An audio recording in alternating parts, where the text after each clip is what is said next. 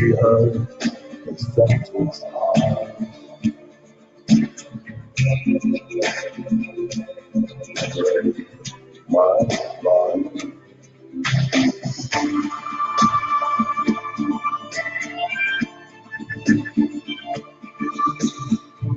we lost what we want,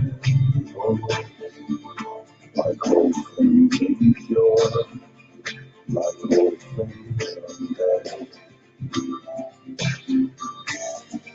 We beg from these blind souls to love and endure, to live in our stead.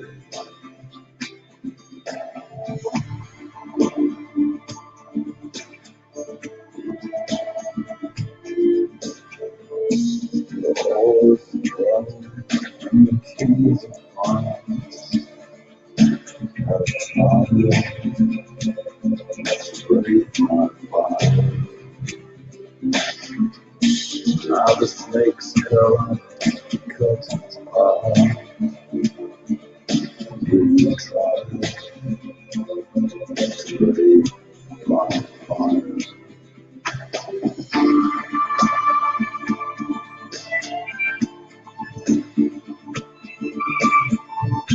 We lost all the water, like old things impure, like old things undead.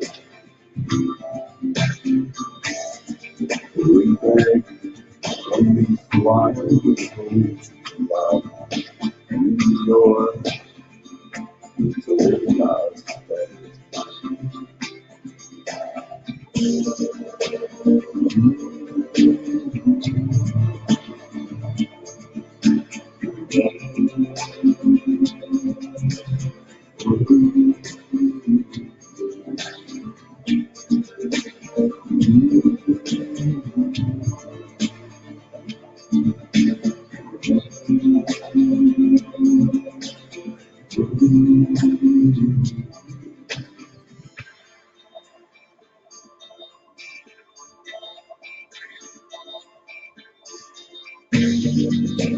Find a little place in the rise. Do not fall in my mind. Keep your faith of greater lies. Good in the first, good in the last.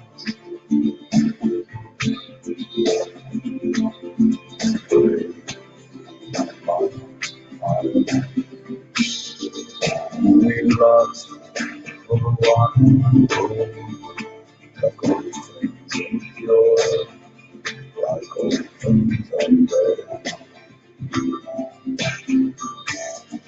We beg from this water to love and endure, and to live in our stead.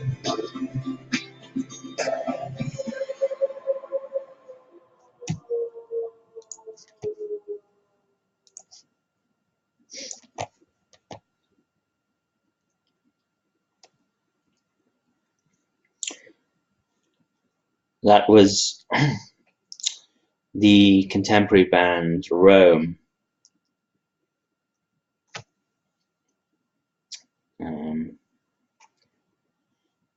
Of the modern sort of European neo-folk movement, which I heartily recommend to anybody who's not already familiar with it. Which includes other bands like Spiritual Front and Current 93,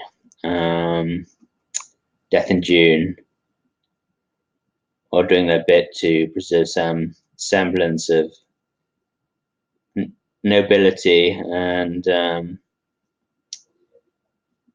defending our ancient culture and values in a deeply moving way.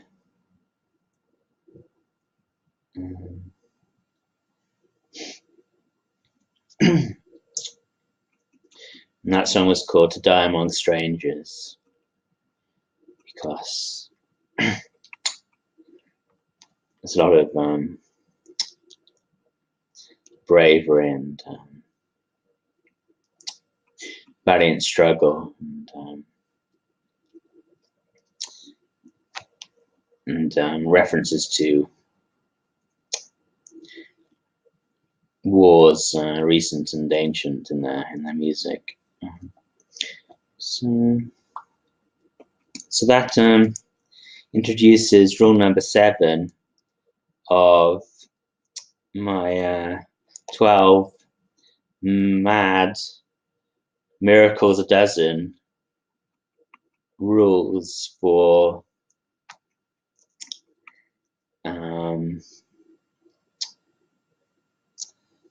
rules for mad recovery.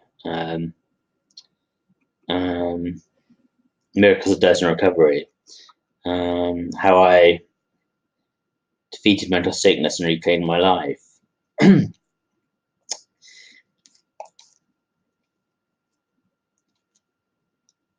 Based upon, of course, Jordan Peterson's highly popular book. And now just getting into rule number 7. From my book, Gaslit by a Madman, on philosophy, madness, and society, which gives a thorough critique of the mental health system from a very idiosyncratic, artistic point of view, which is also, a great work of therapy, both for myself, particularly for myself, but also perhaps to some extent, a work of collective therapy, hopefully. Real poetry, cathartic poetry thrown in, because ancient tragedy, this kind of true therapy, based on the principle of catharsis, the purging of the emotions of pity and fear through art.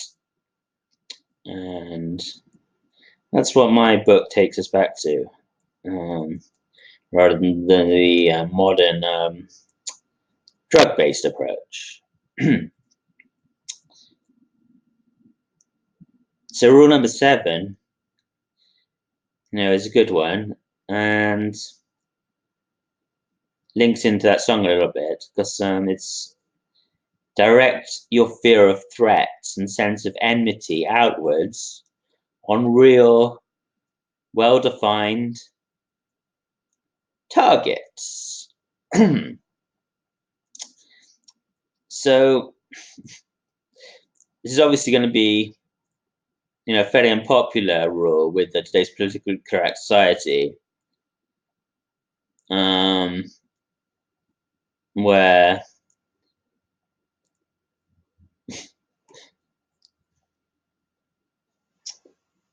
we live in this totally irrational world where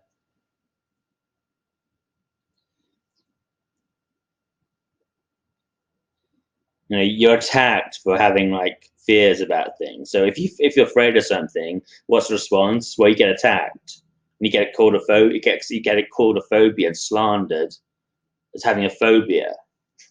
This is a strange way to reassure somebody, isn't it? And make them more healthy. Make them less afraid.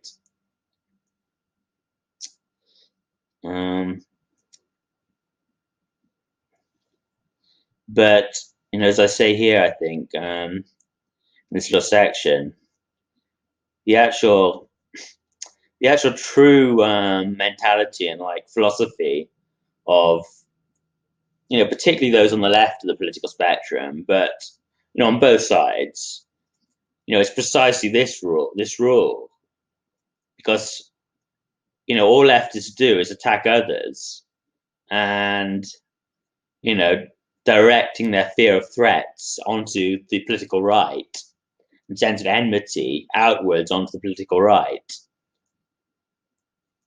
So they don't really have to deal with their own issues. They don't really have to think through the real problems and issues, and get to grips and deal with their the real uncertainties and the doubts that deep down anybody would have about the kind of ridiculous things that they say. and the real problems in the real world, but instead they just like on constant battle mode to slander others. So they are, precisely adopting this rule here that I'm giving, except they're not honest enough. They're nowhere near honest enough to, to ever, admit it in the way that I'm talking about as, a prescription for mental health. So, obviously, I'm not advising it as like some kind of, I'm not advising in the way that they employ it, really, which is just, immoral, because it's not very well based on, real rational projects in the world which, could ever improve things. But so I'm not distracted. So I wouldn't, this is not, this is not my only principle, but it is one good way, to actually get oneself on a better track and put things in order. You clearly identify what are the actual, threats for yourself and for your society, and you go about resisting them, rather than just having a diffuse sense, that something is wrong, and maybe attacking yourself, or having no purpose because you're told not to face the real challenges and threats that exist, because it's intolerant, and it's, you're made to feel guilty for facing the real threats that exist. So what happens? You simply have no purpose in life, which is even worse. It's not good to be, particularly good to be, at conflict with others. That's not ideal. But given that, for most of our, evolution, we have actually been warriors, particularly men, it actually does provide a great outlet. So it's even worse, to just have no purpose and to be totally at a loss what to do. And then at the same time, not facing the real threats that are out there. So you're going to get attacked and you're going to get destroyed that way. That's worse than, just being in a genuine conflict with others and facing it squarely, which allows you to actually, direct your energies outwards and at least be internally, resolute and, whole and unified in, the resistance of the external threat. It's better to be in conflict externally generally than it is to be, constantly and totally in internal conflict. But then, clearly, I mean, the aim should be, for harmony and resolution of conflict, externally as well. But, a lot of people, they've sunk, the other side of the line. So, they've sunk beneath external conflict into internal conflict, which is even worse in many respects. So they haven't gone above external conflict into like mutual harmony, but they're just kind of afraid to express their natural, self-preservation and natural energies, because they're told that they're evil and they're suppressed in so many ways.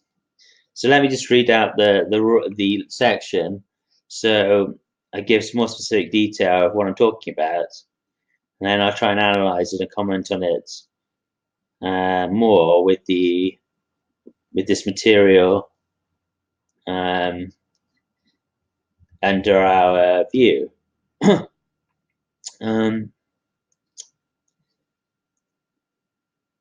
In conditions of peace, the warlike man attacks himself. That's a quote from Nietzsche.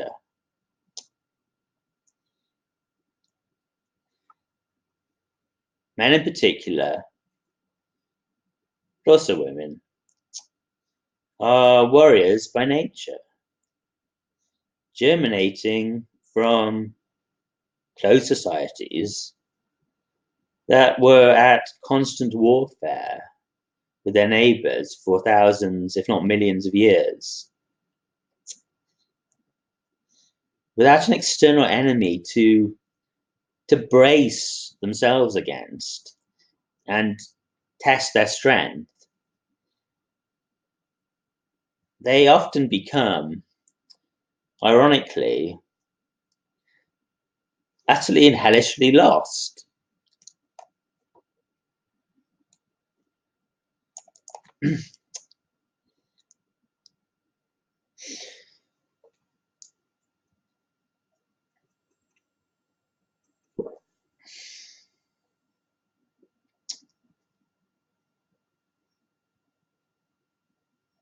It is imperative for the healthy man to hold as holy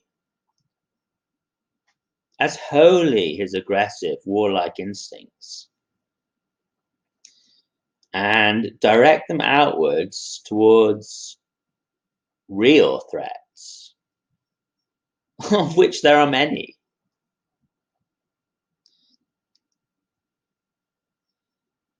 Ideally, one would hope that this ideal was tempered with the idea of making peace and love with his fellow citizens and mankind in general.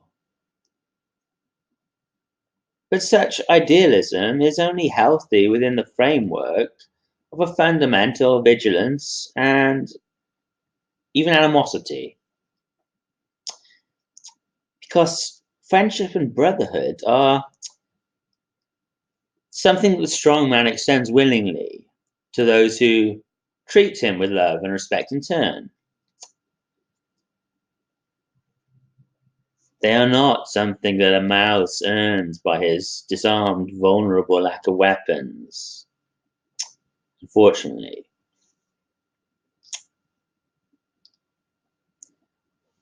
Finding a good enemy can be the salvation of many a man, lost in internal introspection and endless doubt. That is just about the only health giving and good aspects of psychiatry.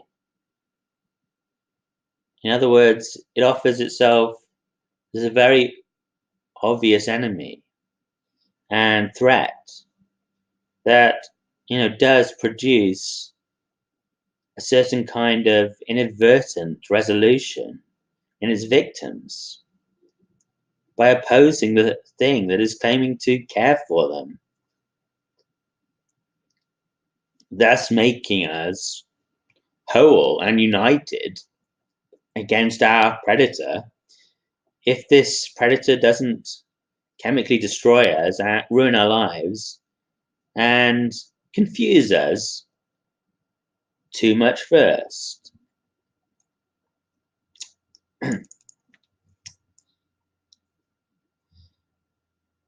We clearly see this approach to mental health by a lot of people today, who are simply not honest enough to admit it. Most of the left, and increasingly the right, are as individuals largely sustained in their mental equilibrium only by their opposition to one another, which gives them a sense of validation and the dignity of moral crusader and warrior.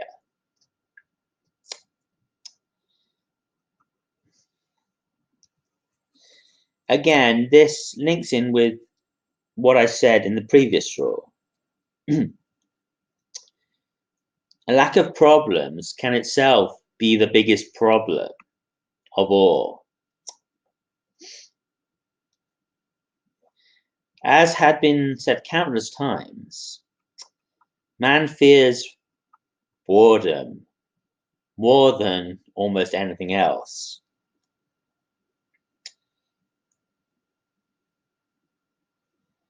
I would personally suggest we thus make it a matter of pride to direct our wits and spears to battling this most intimate, ultimate, and spiritual of foes.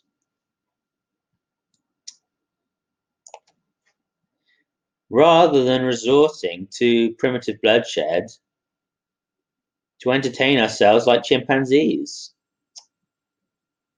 But others seem to disagree.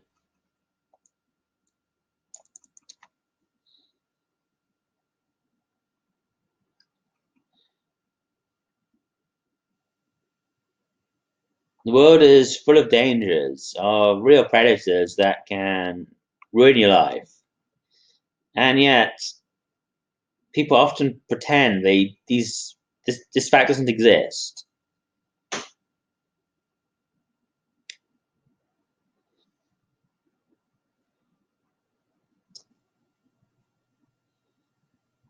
The nature of reality is in many ways Darwinian. It is, eat or be eaten. The most important thing when you are young is to make sure that you're safe and not think that the world is some kind of giant playground or safety net there to entertain your reckless behavior. So scan your whole environment for predators and feel lucky if you can remain in one piece. Many, many are not so fortunate. On my fellow iatrogenically mutilated psychiatric victims, for instance. Try not to overextend yourself. Try not to be ungrateful. Try not to be indignant, especially over trifles. Life is often a life-death struggle, and you deserve to be happy for just being alive.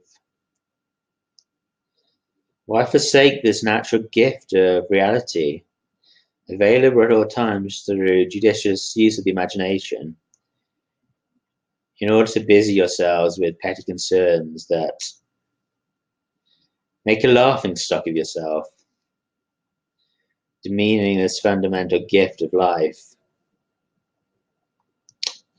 as if life needed to be supplemented by trinkets and petty, petty little victories of one's own irate ego against one's fellows.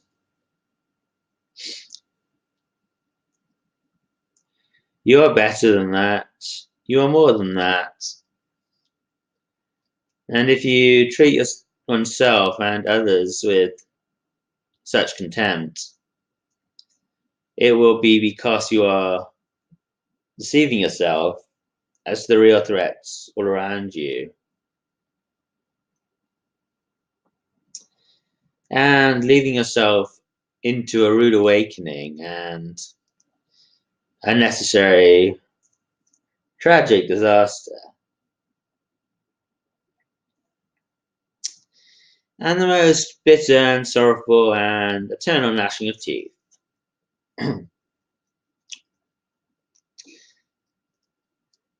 Don't say I didn't warn you.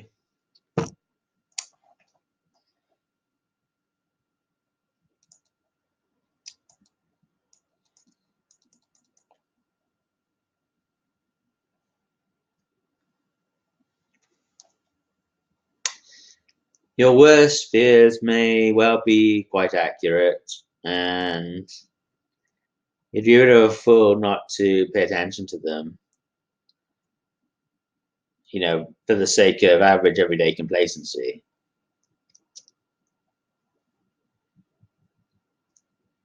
Imagine how serene, what clarity of mind you would feel if you made a definite effort to clearly delineate the imaginary from the real threats and kept them constantly in mind to guide your action to razor-like focus and perfection, while you can still, have a chance to deal with them before they get out of control. Your fears can mostly be overcome, even the fear of death, but only by facing them and understanding the reasons you have them. By preparing for the future and bad outcomes, you make it much, much easier to deal with when and if they occur.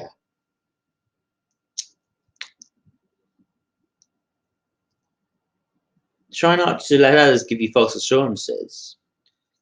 Examine the world not just from a narrow empirical, everyday point of view, but extending outwards to an entire social and then logical and metaphysical, far grander point of view, because for all you know, hell may well exist, and on your present course, you may well be destined for it. But do you need to be? But do you need to be? Are you going to still be so aggrieved and distraught that your friend has better outfits than you do when you have eternal damnation to try to avoid?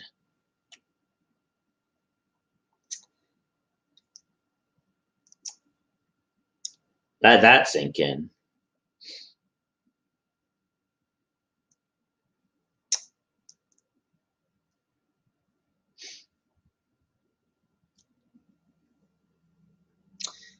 So, take evasive action. Direct your fear of threats and sense of enmity outwards on real, well-defined targets and fully assess your environment for hazards. And try to take evasive action.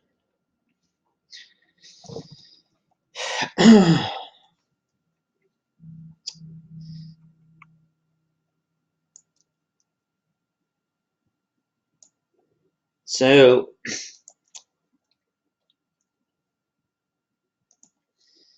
that's the complete section from my book. And you see, I don't just, exhort to hatred and warfare against other groups or anything like that.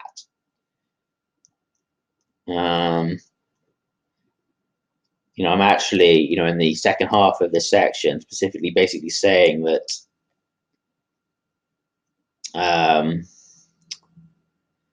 you should not be obsessed with, warfare or victory for its own sake, or bloodshed for its own sake, because, generally that will just come to rebound on you. And it's just a mark of inner deficiency. But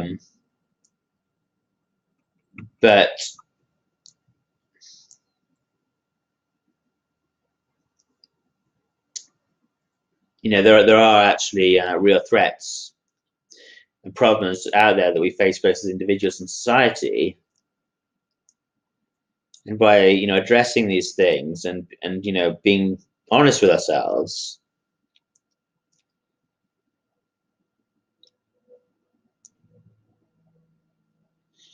and also having a chance to direct our energies outwards, in a way which is actually necessary and productive. This is actually a a very good and healthy way to achieve, better mental health and sense of well-being, because although it might satisfy a very, very, very, very temporary alleviation of tension, just to like put things out of one's mind.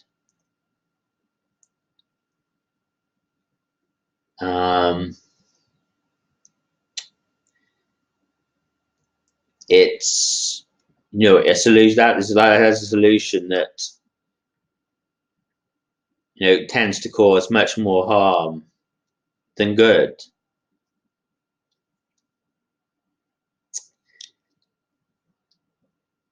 Because deep down you still know that there are problems, and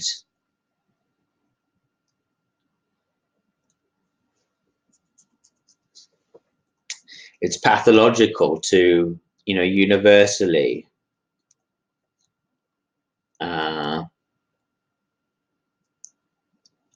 repress and subdue all of one's self-assertive and protective, or a warrior instincts.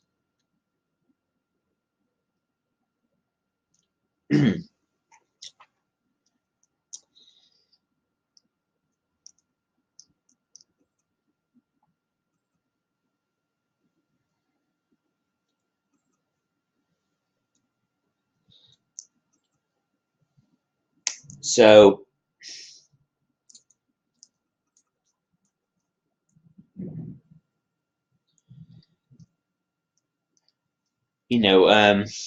what we're facing at the moment, often as individuals in society, is a choice not between love and hate, or between love and violence, and love and pointless warfare. Often we're at a more primitive stage, a more unfortunate stage, where the choice is actually between denial or facing the threats that actually do exist. So we're somewhat kidding ourselves if we think we're like at such a high level that we can just have like universal love, and we're choosing between like love and hate, as it's sometimes presented. I mean, there is an aspect of that, and ultimately we should, like I say here, aim for kind of conflict resolution and harmony, not just in ourselves, but as society in general. And we should kind of like declare war on boredom, right? The real ultimate spiritual foe and the most deadly of foes, boredom. So we need to find a way as society and as individuals to make ourselves pleasant without resorting to cutting one another down on the battlefield.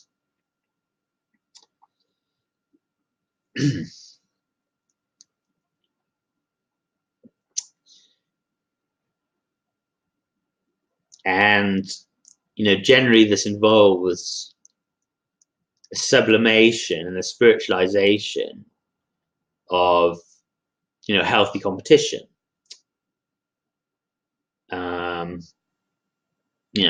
That's one of the main ways it's achieved, right? Through kind of sports, art,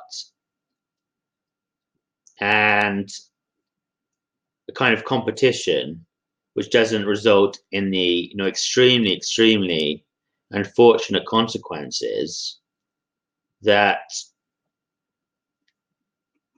old-fashioned warfare does.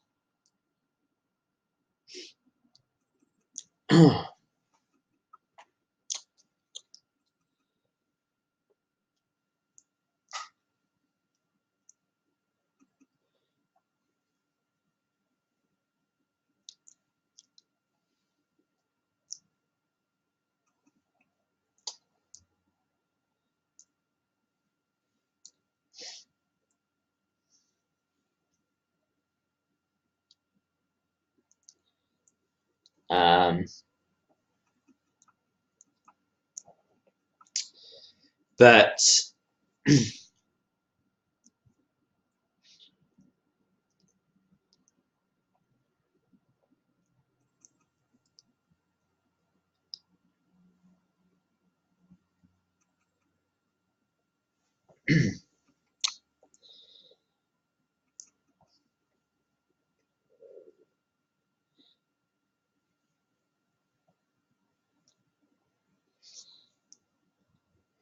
I mean, we often see in our society that it's not just violence is condemned. Even if violence is even condemned, because often isn't. It's often encouraged.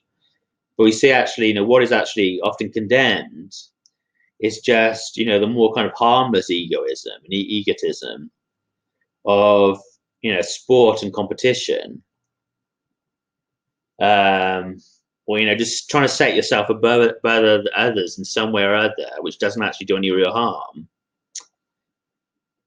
We see this as heavily criticized and condemned in our society, while actual violence is actually often encouraged. Um,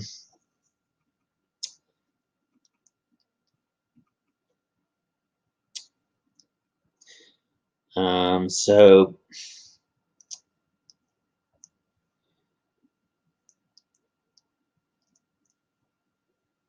so it's all a question of priorities, and if what we're doing is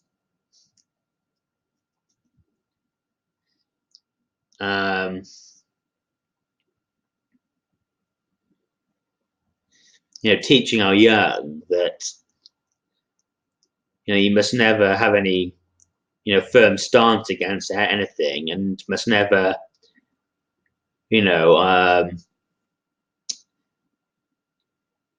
must never you're not allowed to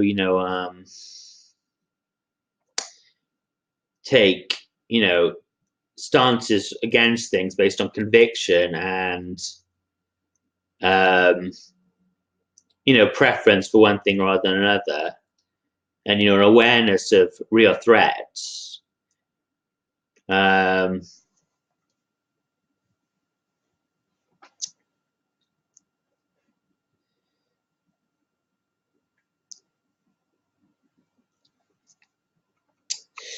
What we're doing is creating mass confusion and mass stupidity, because it's not unhealthy for people to fight for ideas, or fight to protect their society, or fight for the values that they think make existence beautiful and and lovable and joyful, that make it worth living. That is not unhealthy.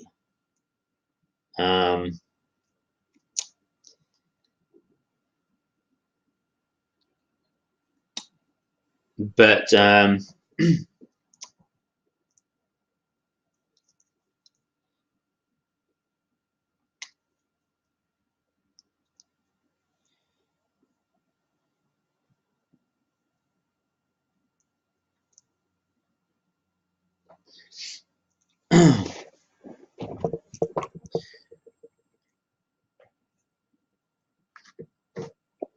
mean, it's not unhealthy because, firstly, like I say, healthy competition, in non-violent, non-tragic ways, is necessary to give life some kind of meaning and enjoyment. Um,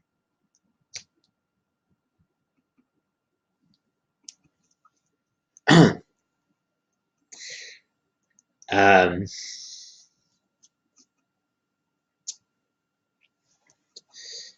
but also because what happens if we're not allowed to fight for ideas and defend ideas, using the power of the word and speech, which requires actually identifying certain threats. That involves identifying certain threats and negative things before they occur.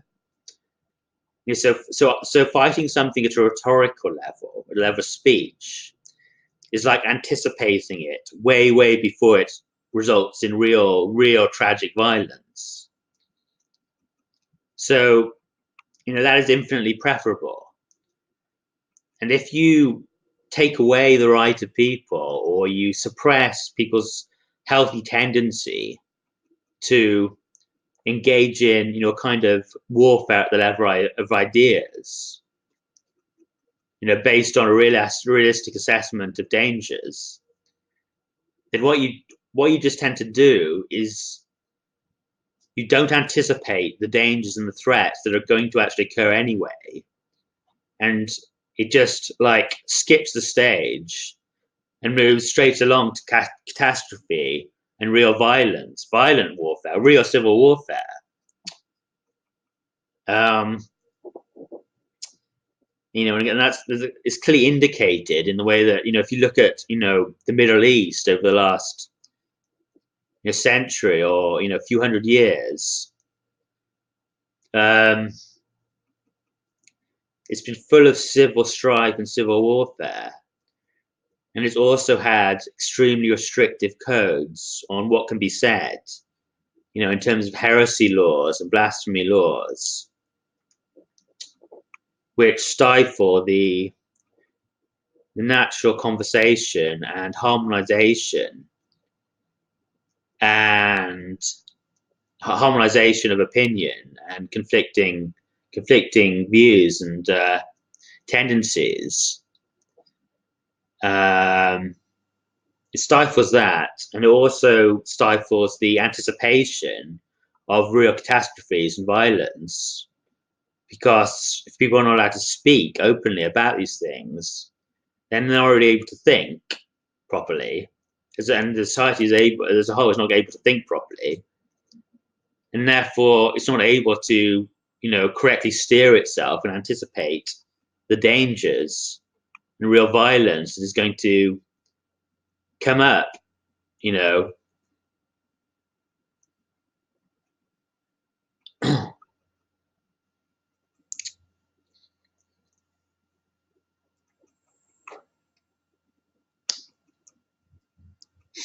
But I mean, in connection with this rule, because what I'm saying here is, actually, it's actually like kind of a prescription for mental health, which is, very interesting, and it's it's an unusual thing to say in many ways, but the evidence is all around us. This is what people actually do.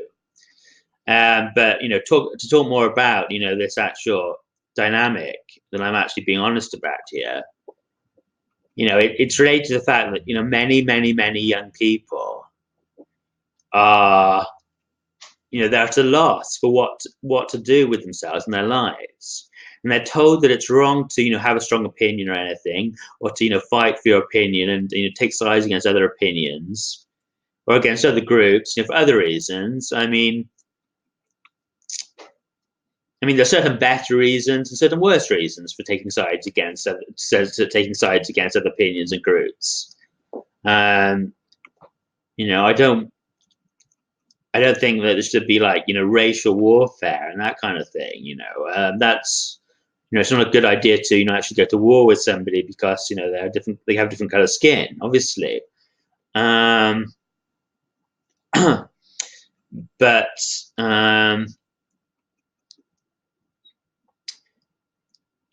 certain amount of dynamic conflict and tension and the ability to kind of fight for certain values, certain conceptions, certain values are necessary for the preservation of peace and harmony, and then there are also higher values which are necessary for more higher values such as beauty and joy, and but the idea of actually taking sides against all values is contradictory, because certain values are necessary for the kind of peace and civility and harmony that are necessary as a very foundation of a tolerant society, and you've got to be vigilant to protect those those central values.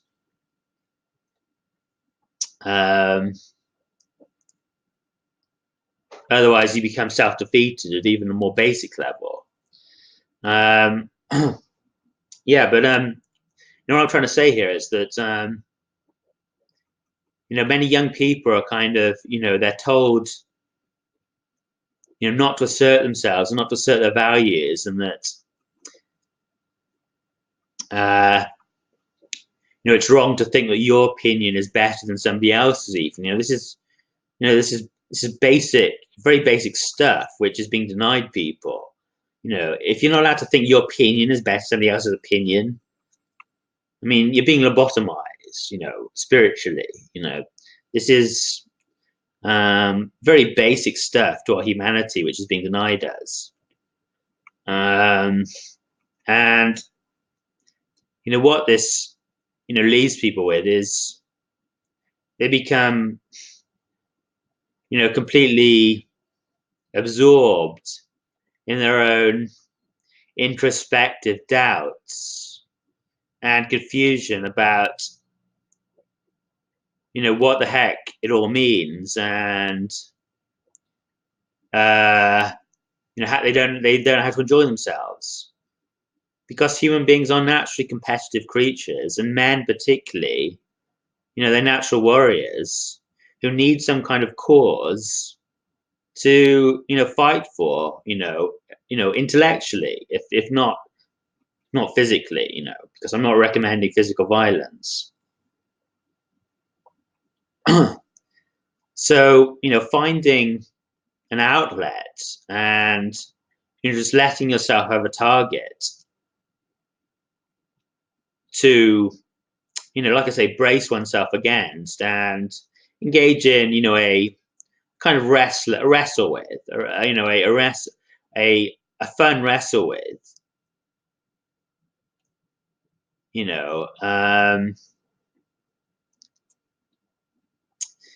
is enormously pleasant and good for one's mental health.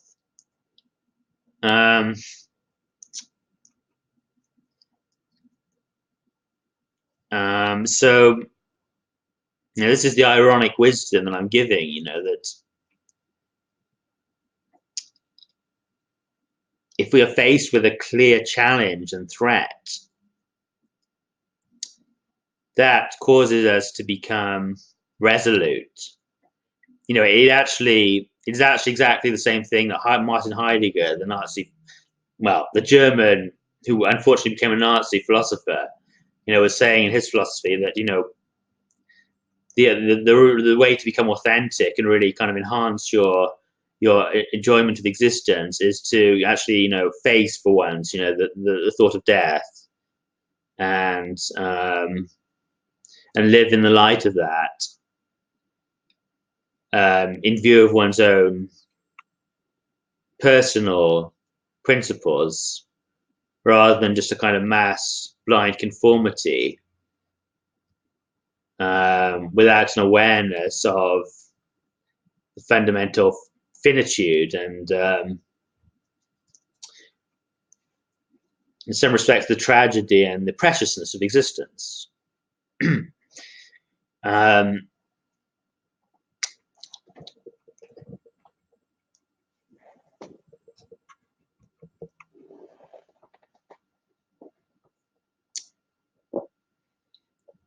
So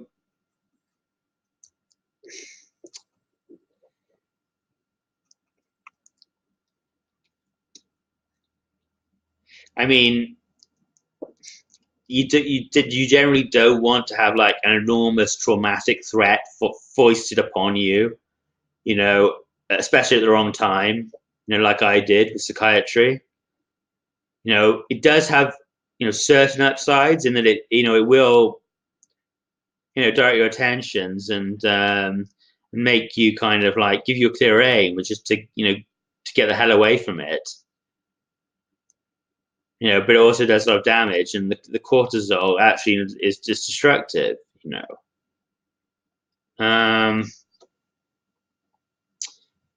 on the other hand, you may not want to eliminate this dynamic competitive element from your life altogether.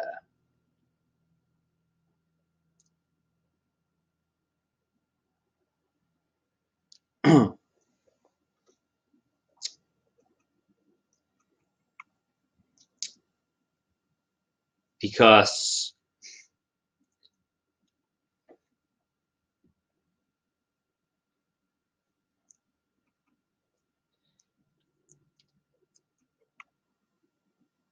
well, I mean, just to relate this to Jordan Peterson's ideas briefly in the last few minutes of the video. I mean, Jordan Peterson talks about hierarchy, right?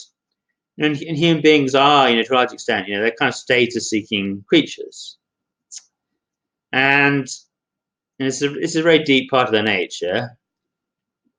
And in many ways, it's worse for them to be detached from this central aspect of their being, and kind of like deny it, than for them to be engaged in a quest for some kind of victory, and just an honest quest for some kind of competitive victory.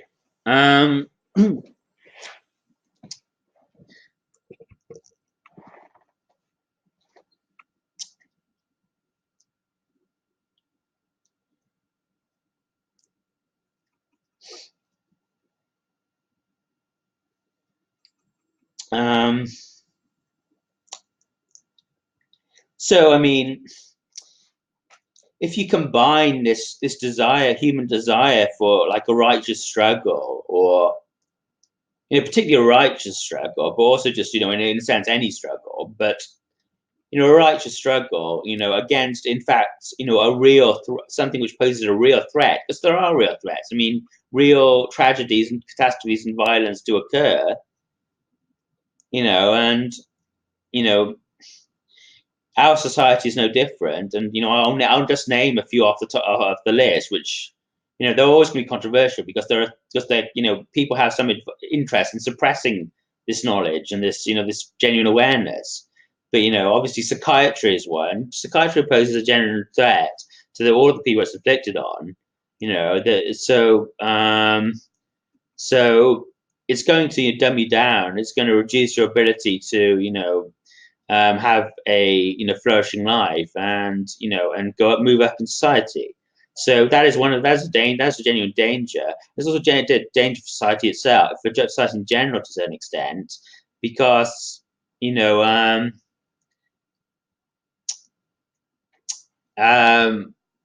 causing lots of social problems with it, causing general unhappiness, which is going this is going to cause problems down the line.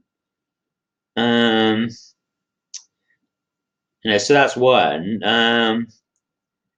And then we have another very unpopular thing to mention, but also something that many people are aware of, most people are aware of, is the immigration situation, where we have people who they are, just as a matter of simple statistical fact, they come from countries which are there's far more violence there, and and that is fairly it's fairly undeniable that is related to a certain tendency towards the violence, which is going to be in the people who live there and who are coming to our shores, right?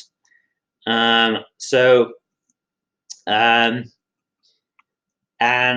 again, it's facetious and totally transparently dishonest to deny genuine tensions in values, and also community loyalties and things like that, and deny the possibility for very serious civil strife or degeneration in the civilization, the level of civilization, and peace, degeneration into the kind of more very unfortunate civil strife that you see in the Middle East, in our countries.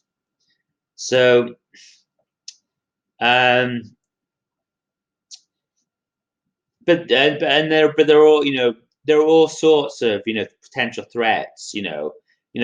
Whenever somebody has a false opinion, they have a false opinion of reality, or an overly aggressive tendency or unjust attitude.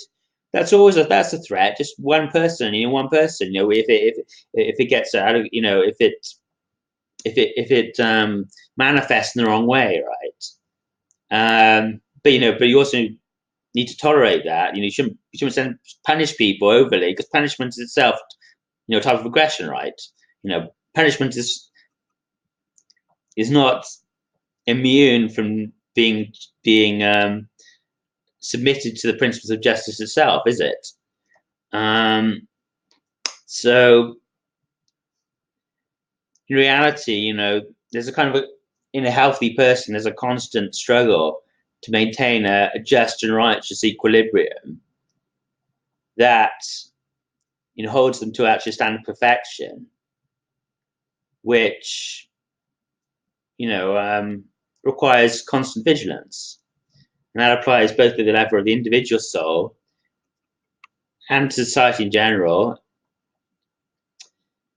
And this is just what life is and how it is. And if if it wasn't for this fact, we'd have nothing to do. We would.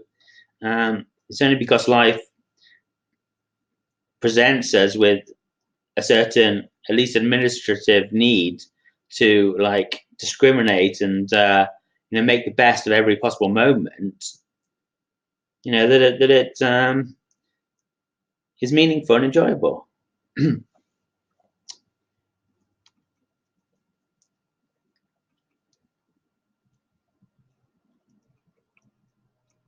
the time is up. That's why I stopped.